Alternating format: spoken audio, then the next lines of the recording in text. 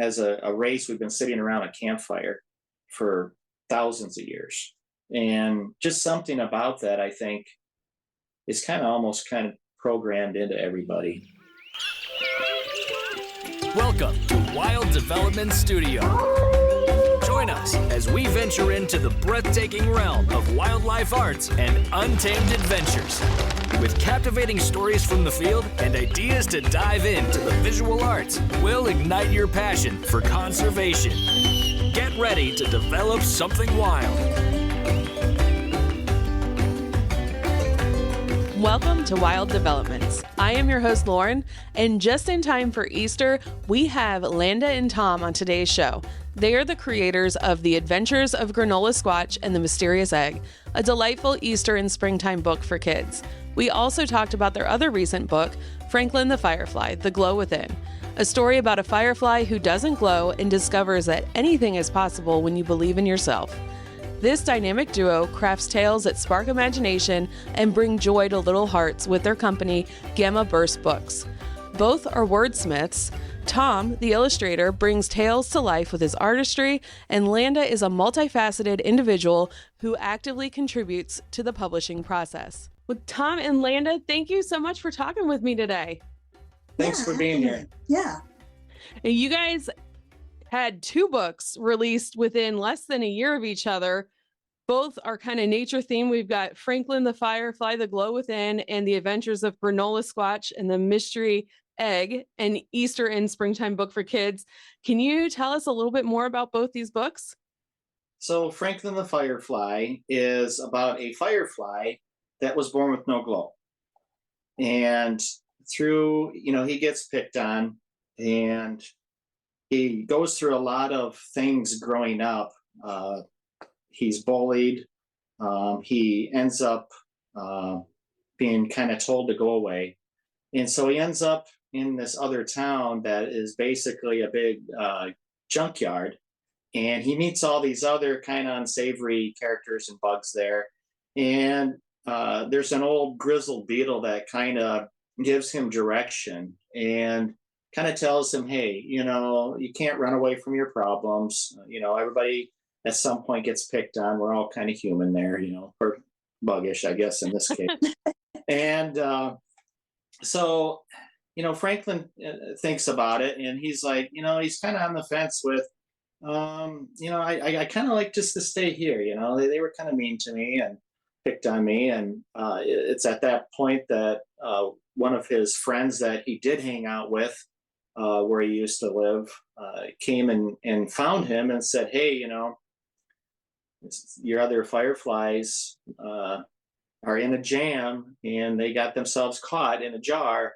And it's like, it's kind of, do you want to help them or not? And he really kind of searches his heart if he wants to actually help them or not. And I don't know if I should really give away the cliffhanger ending here, if he does or not, but it all turns out in the end. And Franklin does accept his uniqueness of not glowing. That's a beautiful story because, as kids are going to read this and, everybody kind of gets picked on from time to time. And then what do? Should we treat them in kind, or do we help them out if they need help? So that, and embracing who you are is a great message to tell kids. A lot of people refer to it as the reverse Rudolph story. I was kind of thinking that does sound a little bit like Rudolph there. Right.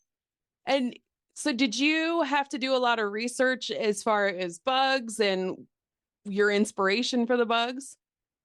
The research I did was trying to pick out some pretty funny characters. Where's my inspiration for the characters in the book?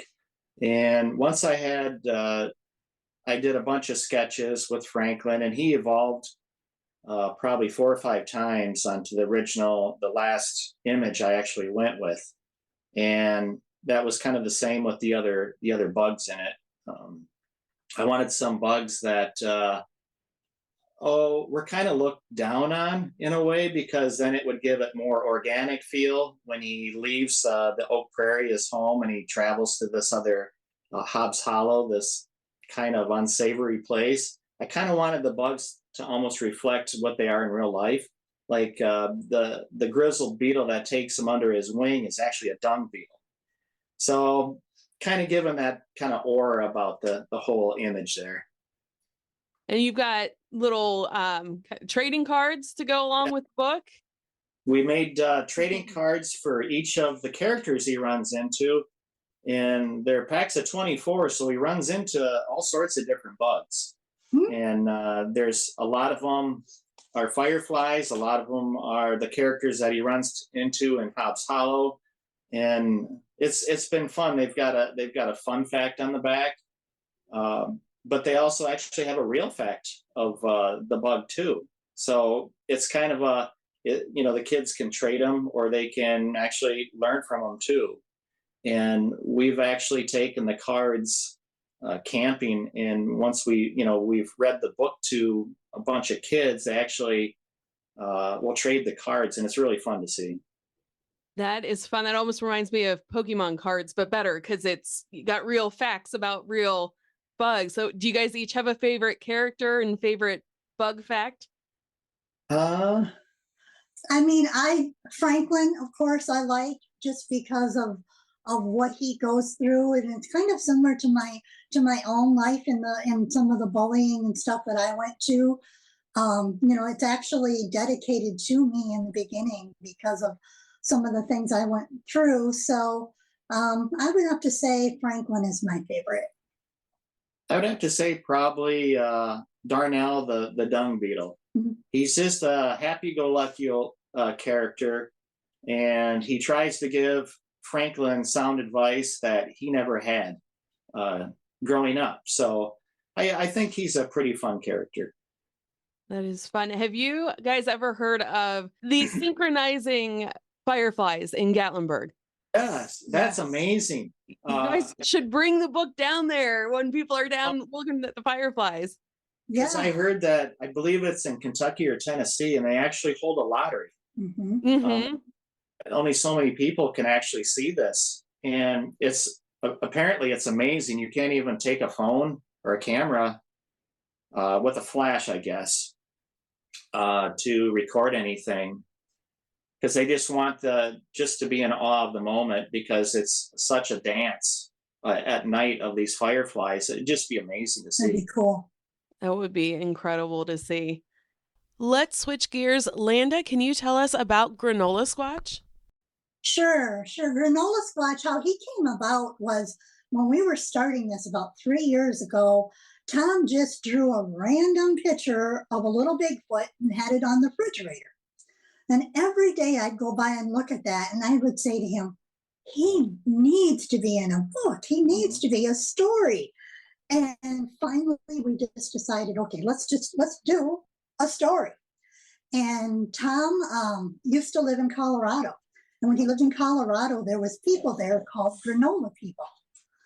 And they were just known as environmentally conscious and tree hugger type people. So that's where he got the word granola. So then he just penned Granola Squatch. Yeah, right out of high school, I moved out to Colorado with a friend. And, I had a bicycle, and we would tour around. I lived in the Boulder area. And everywhere I'd stop, I'd see people dressed in like tie-dye and kind of loose clothes and hanging out. And I'm like, I talked to one of the clerks. I said, I didn't realize there's hippies around yet, Mm-hmm. And he's like, oh, no, those are granola people. I said, they're different. And I'm like, really? I said, I've never heard that term. He goes, yeah, they like to drink tea and hang out, and they camp a lot. And you'll see a lot of them out there. It's a very friendly people. So I thought, I never heard the term, but I love it, So I thought, it's kind of a tribute in a way to the movement. I thought, Granola Squatch. Here's a Bigfoot that loves nature. He lives in perfect harmony with animals and nature. He would be kind of a representation of a granola character. So that's where the term Granola Squatch came from. And it's been so fun. It's been so fun to do. So then I decided to try authoring this time. Tom's other books were all written in verse, where this one I decided to do just in regular story mode.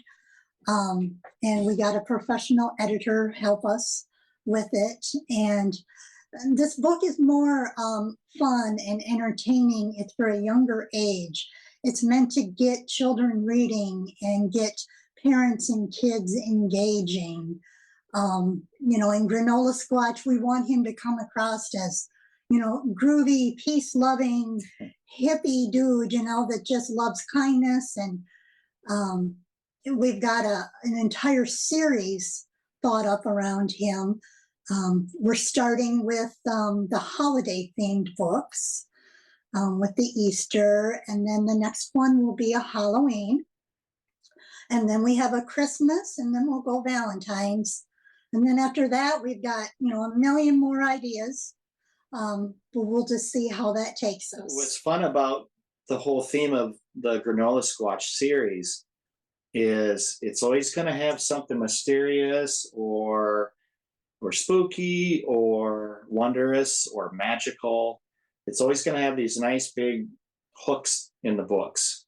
And I think it's going to be educational and actually, you know, have some fun with it, you know, for the kids. I'm gonna say you have to have some sort of element of mystery with it if it's Bigfoot.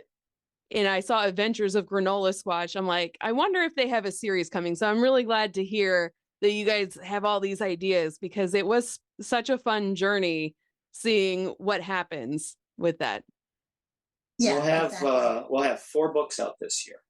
Wow. So we'll have the Easter book, the Halloween book I'm actually currently working on, and then the Christmas book, and then a Valentine's Day book. So you guys are super busy. So I guess let's back up. How do you guys, because you're a husband-wife team, how do you guys work together? Well, if we don't kill each other, it works pretty good. Yeah, I mean, I start with the story. And then together we sit down and we kind of storyboard it. You know, we go through each page and we kind of say, you know what, this is how I see this looking. And then Tom will say, I see it looking like this. And then we'll fight a little bit. And you know what, we've got a couple pages, you know, ready to go. And then I'll actually start working on the illustrations. And I'll actually load probably all the spreads of one book in, and then I'll start going through. And once we figure out this is the general feel and the direction, how we want the story to go, then I'll actually start sketching the images on, okay, I want a character here, he's addressing this issue with this character, and then we just kind of go from there. And then I immediately start promoting it. As soon as I can, and getting the word out there that it's coming. And yeah. We hold ourselves to deadlines just because, you know, you can procrastinate or put it aside, and it's something we really believe in, and we're really proud of it. So we really want to try to get, you know, the whole series up and going and out the door. That's awesome. Are you guys going to have a big Granola Sasquatch mascot? Maybe. Well, there's rumors that somebody that we know may be making one for us. Yeah. So, yeah, that'll be really cool. Yeah. I will keep an eye out on your guys' social media. You guys do a really good job keeping up with promoting everything. Yeah, thanks. So even your first book, A Time for Color, you guys had a lot, or I guess, Tom, you wrote and illustrated that one, right? Mm-hmm. There's still a lot of images of being outside in nature. Do you guys spend a lot of time outside? Oh, yes. We like to set up times where, you know, we'll take the day and we'll grab the bikes and we'll go on the bike paths in the area. Or we'll say, hey, let's just grab a lunch and a cooler. Let's go here and we'll go hiking for the day. And other times she'll usually try to plan out pretty much our whole summer in spring for camping, because with camping so popular, which is great, you know, it's hard to get in and get reservations for different places. So we try to be proactive on getting the reservations in and just get out there and do it. There's something so calming about being in nature. Oh yeah. When you just go for the hikes and you just kind of stop and breathe it in and you smell the leaves, and it's just very calming. I don't know about like the evolution of mankind or paleontology, but you know, we've been, as a race, we've been sitting around a campfire for thousands of years. And just something about that, I think, is almost programmed into everybody. There's something about just sitting around a campfire and telling stories Yep. that just makes you feel connected to everybody. Yeah, it probably goes back thousands of years that they did it. And what's your favorite place to go camping? Oh, we have so many of them. Mostly it's like the state parks, because they seem to be a little bit not so close together, more trees, more nature type stuff. So, Yep. so any of the state parks have really been great. Yeah. I'm trying to normalize adults talking about their favorite animal. Oh gosh, probably my dogger. Yeah, I would have to say our I'd dog. have to say that my Winston. You know, I've seen pictures of him online. He's pretty cute. yeah, he's a sweetie, and yeah, He's- I'm pretty biased with him, I guess. Do you guys have a favorite memory from being outside? Like currently, or like a long time ago, or Your favorite one ever? oh boy, favorite memory ever of being outside. I mean, I guess mine was when I was little, and I had a big passion for Barbie dolls. So I had this big, huge camper that I got for Christmas that my parents put together for me. And I would go out in the backyard for hours and hours and hours and play with that camper like I was camping outside. I just remember that, and it was so fun and relaxing. Sounds beautiful. I think probably my dad is a big camper, traditional tent camper, and we just grew up tent camping with him, and he was always the cookie too, so he'd make everything from scratch right on the campfire. And I think probably any handful of memories, you know, taking that, I can't put my finger on one of them, because we always, you know, that was his passion. So being a young kid, you just kind of did what he liked too, and there was nothing wrong with that, but it was fun to do, and he made it actually fun. So, you know, we'd bring books along too, and of course, some of them that I actually have here are some Sasquatch books that we take around, and it was always a fun time. Yeah, I being mean, outside. you grew up on a farm. Yeah. So there was quite a few acres, and there was like park-like settings down in the valley, and so they spent a lot of time outside, making forts. And Oh yeah, we'd make bark huts and different lean-tos, and we got campsites. They've got about a 300-acre farm, and we've got campsites probably all over the place in different areas from different times we go camping as kids. So it was a blast out there. Fun.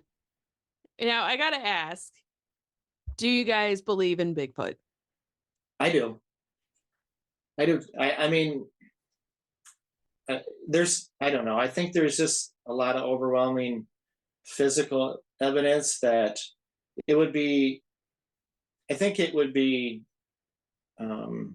more unrealistic to believe that there isn't something out there versus, you know, because if there isn't something out there, then you've got a lot of people running around hoaxing stuff. And I just don't think I don't think that's plausible.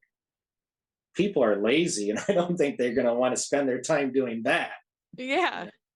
Especially the randomness. I mean, a lot of these reports, 3:00 in the morning, hunting season, someone in a monkey suit going to run across the road with a bunch of drunk hunters? I don't think so. No, that'd be dumb. So just, some of these instances that people run into. And then also we've got on board, some pretty reputable anthropologists that are into the phenomenon, just like like us. And they have some very compelling evidence that they bring forth with the anatomy and the structure of everything that makes me think like, there's still mystery out there. We don't really know too much about it.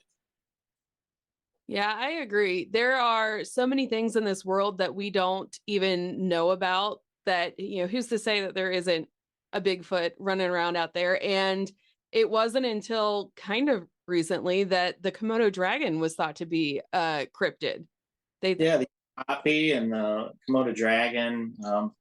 I think it was the 30s possibly that the gorilla wasn't actually recognized by Western society or something. That sounds about right. Yeah. So, I mean, it's, I was always told that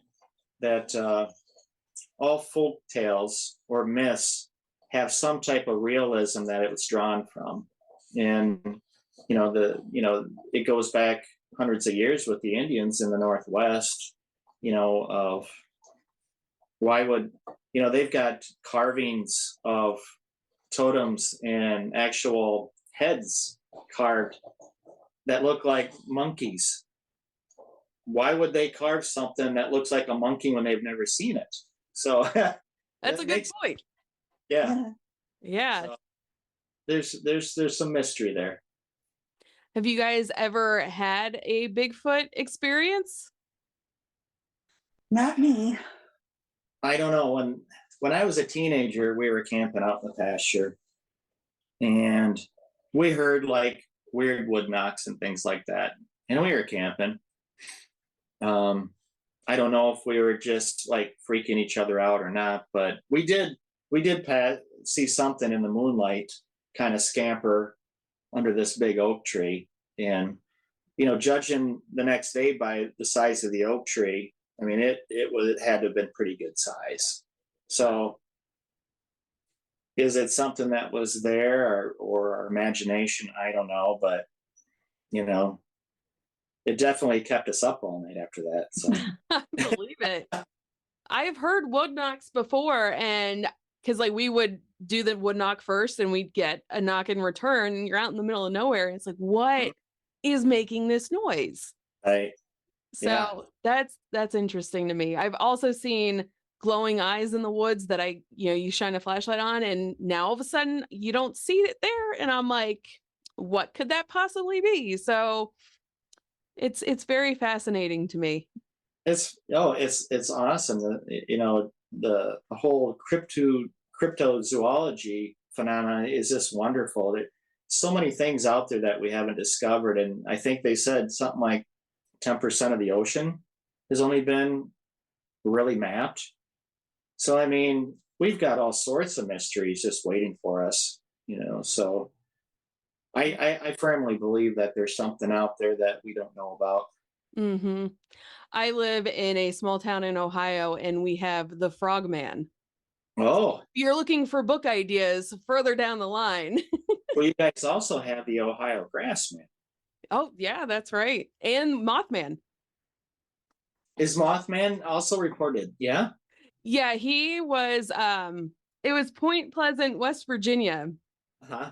And the bridge connecting West Virginia and Ohio is what collapsed in, I believe it was the 50s, where people were seeing the Mothman. It was the Silver Bridge, if I remember. Okay. Yep. Yeah. And ever since then, it's been, if you see like a sighting or something, it's been something like prophetic of an impending danger, or it's a messenger of warning somebody of possible danger, is what I've heard. Mm-hmm. And so it's just fascinating. Oh yeah. So you have 4 books coming out this year. What are your plans for next year? Are you going to take a break? Please tell me you guys are taking a long vacation. Well, actually, our vacation this year is going to involve a big book summit that we're going to in Kansas City, and we're going to try to pitch to some distributors and some school fairs and see if we can get some type of a deal there. So it's kind of a big deal for us. So we're kind of turning that into our vacation as well. So Oh, good. yeah. Which I get the fun part. I get to sit there and just draw. So she gets all the not so fun stuff, Yeah, right. I guess. So the drawing process, one page of a book, how long does that take you to create? Oh, probably 16 to 18 hours probably per spread. And like each one is a work of art in and of itself. I mean, they're both, all three books are gorgeous. I tried to do something different with Granola Squatch, and I'm using more Fresca brushes with it. And then I'm doing a different background that creates the different textures and effects. And I'm really loving the style for the series. And I really wanted it to be this way. I didn't want everything to be all perfect. I wanted it to almost have like a worn feeling to it when you're looking at it, almost like an old pair of blue jeans or something. Just something that is comfortable, it's pleasant, it's inviting to look at, and the kids can pick stuff out too. Are you using Procreate? What program are you using? Procreate. Procreate. Yep, Okay. Procreate. Wonderful platform. Yes, I agree. Now, hopefully it makes some processes a little bit easier. Like you said, some of the brushes and things like that. Yeah, I've got, you can save a favorites list, and I've got all my favorites put in there just for this series. Like I have a favorites just for Franklin and his brushes. And what's nice, I've got a new iPad this year, and what's nice about this one is she uses it for presentations, that she can do like a time lapse from regular charcoal sketching on it to actual finished product, and it does everything and it multiplies, and it's amazing. I don't realize, it's that involved until you got like 10,000 strokes or something, it says in there, and everything else. And it's like, oh, wow. Okay. Yeah. But the kids love it. When we put it up on a screen, and they can see the time lapse of like building the character and then the background and everything. And the kids just really like that. I saw the time lapse. You have that on your website. Right. And that's so fun to watch. You've already done the work, and now you get a video on top of it too to help promote and show people your process. Yeah. Well, I like to do that, and she likes to do it too. And it also keeps us honest with the AI thing. So big right now with people using it for, illustrations and that. It's kind of scary how good it's getting, but I'm really hoping that you can feel the heart and passion with what you guys are doing. And I think that's going to, at the end of the day, show through in a lot of this AI stuff. And hopefully human writers and illustrators are going to come out on top. Yeah. I think so. I think so. The AI stuff is so perfect that it's got almost a cold feeling to it, and it doesn't have a personality. Yeah. And I think that's really what it lacks. And I don't know if it will ever have a personality, because there's got to be someone behind the image to give it personality. So I think it has its purpose, for helping you like writer's block or something like that with, getting some dialogue corrected, like grammar issues. But as far as images, I don't know about that. Yeah, I agree. Landa, what is your process with coming up with a story? Mostly it's just, I think of a story, I write it down, and then I read it to Tom, and then we go back and forth, and he says, what if this happened in the story? And, then I just get thinking about it and then revise it a little bit more. And then eventually when the two of us have it to the point where we think we want it, then it just goes to an editor. Mm-hmm. And that editor does the developmental editing. And the first time that happened to me, when I got the email with all the changes, I was just like, I was heartbroken. She wanted to change so much. And I just was like, no, I don't, we love the story. But then after I gave it some thought, I mean, she used to work for Disney, and I mean, she's a professional. Wow. So I got thinking about it, and most of her changes, I'm like, she's right. Those would make it better. So so that's part of the process now that we use is we make sure we get, second and third opinions and beta readers and, kids, just having kids read the story. That's huge. Oh yeah, I bet. I bet that's pretty humbling. Like you have to set aside your ego when you're getting all those red marks metaphorically, back. Right, right. Same thing with reviews on Amazon.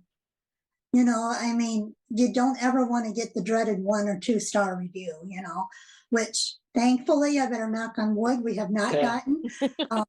That's good. Yeah. And sometimes you just get trolls on there too that just want to ruin somebody's day. Yep. Yeah, we've seen that with some other authors, and it's terrible. People don't realize how much that can hurt somebody. Oh, yeah. Not just like your feelings, but that could prevent future sales and everything else. Yeah.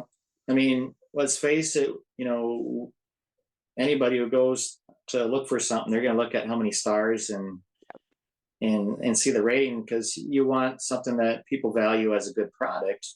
And if they see 1 star, they're like, I don't know about that, Yeah. So where can people find you?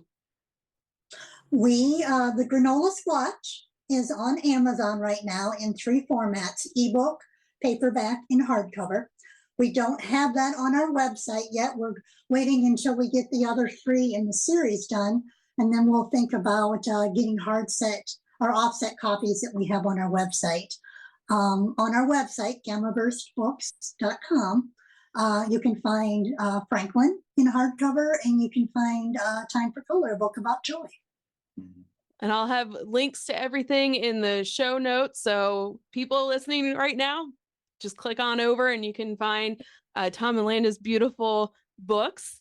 And before we go, what is one tip you have for someone who would like to connect with nature? I guess I would say just keep kindness in mind.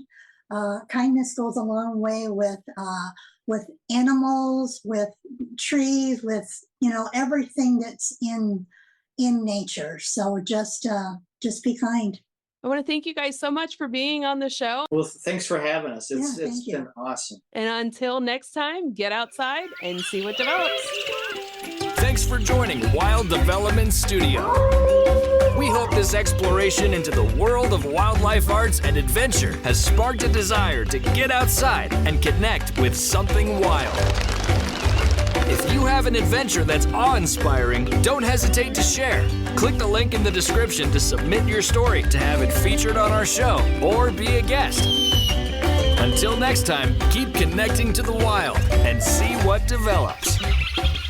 The views, opinions, and statements expressed by individuals during Wild Development Studio productions do not necessarily reflect the views or opinions of Wild Development Studio or its affiliates. Participation in any activities, expeditions, or adventures discussed or promoted during our content may involve inherent risks. It is strongly advised that individuals conduct thorough research, seek professional guidance, and take all necessary precautions before engaging in any such activities. Wild Development Studio, its representatives, or employees shall not be held responsible for any injury, loss, damage, accident, or unforeseen incident that may occur as a result of participating in activities inspired by or discussed in our content. By choosing to engage with our content or act upon any information provided, individuals do so at their own risk and discretion.